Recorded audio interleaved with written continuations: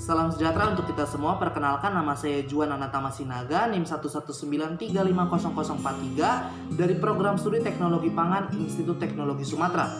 Pada kesempatan hari ini saya akan menjelaskan dua materi terkait mata kuliah mikrobiologi umum, yaitu yang pertama perbedaan antara bakteri gram positif dan juga gram negatif, serta perbedaan antara kapang dan juga kamil.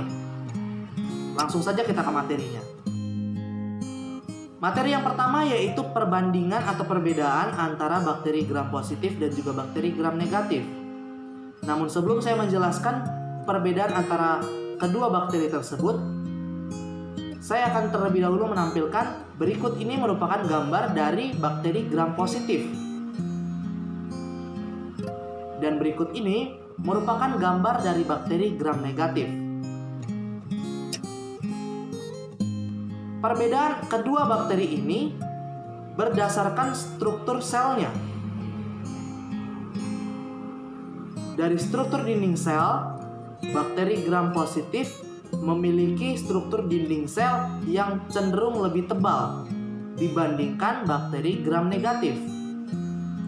Bakteri gram positif juga memiliki satu lapisan, sedangkan bakteri gram negatif memiliki 3 lapisan atau yang disebut dengan 3 layer. Dari komposisi dinding sel, kita dapat melihat bahwasannya bakteri gram positif memiliki kandungan lipid yang lebih rendah dibandingkan bakteri gram negatif.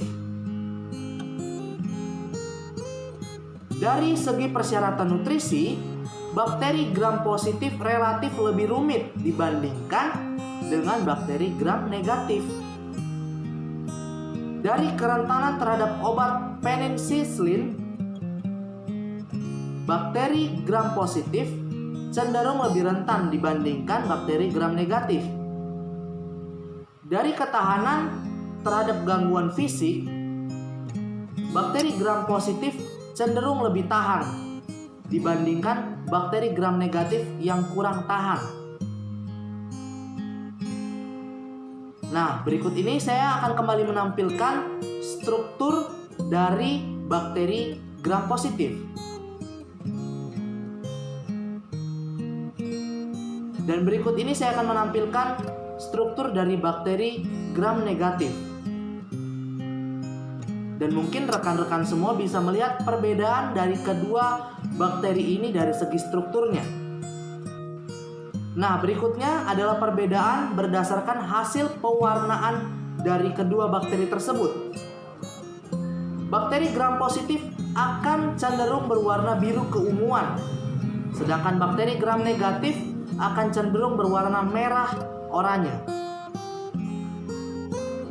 Kita akan masuk ke materi yang kedua, yaitu perbedaan antara kamir dan juga kapang.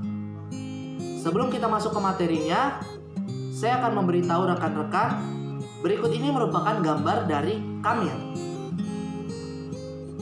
Dan juga berikut ini merupakan gambar dari kapang. Kamir dan juga kapang merupakan bagian dari fungi atau yang sering kita kenal dengan cendawan. Kamir yang sering kita kenal dengan kata ragi atau yes itu merupakan mikroorganisme bersel tunggal, pembelahan secara bertunas, tidak berfilamen dan juga tidak berflagela. Sedangkan kapang atau yang sering kita kenal dengan mold merupakan organisme multiseluler, berfilamen, dan tubuh dari kapang sendiri dibedakan menjadi dua, yaitu micelum dan juga spora.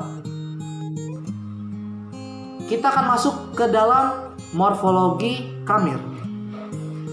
Morfologi kamir yang pertama tidak berflagela. Yang kedua memiliki panjang berkisar 5 hingga 30 mikrometer atau lebih dengan lebar 1 hingga 5 mikrometer. Ukuran dan bentuk kamir ini bervariasi dan beragam-ragam, tergantung dengan perbedaan umur dan juga kondisi lingkungan di mana ia bertumbuh. Ada yang berbentuk bulat, silinder, oval, segitiga, melengkung, hingga berbentuk botol. Dan contohnya seperti yang saya paparkan pada slide berikut ini. Berikutnya kita akan masuk ke morfologi dari kapang.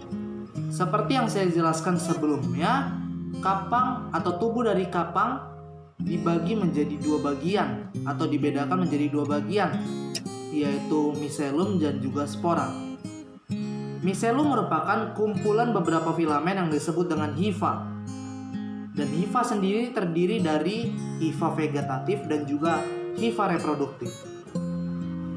Berdasarkan struktur hifanya, kapang dibedakan menjadi dua jenis, yaitu aseptat, yaitu hifa yang tidak memiliki dinding sekat, dan juga septat hifa dengan sel-sel uninukleat atau multinukleat. Septat sendiri membagi ruang-ruang berisi satu inti atau lebih, dan pada tiap sekat terdapat pori-pori yang memungkinkan perpindahan inti dan sitoplasma dari satu ruang ke ruang yang lain. Demikianlah pemaparan materi yang boleh saya sampaikan. Saya meminta maaf jika ada kekurangan dalam penyampaian materi yang saya berikan.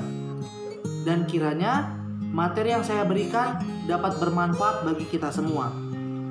Terima kasih atas perhatiannya. Akhir kata saya ucapkan terima kasih.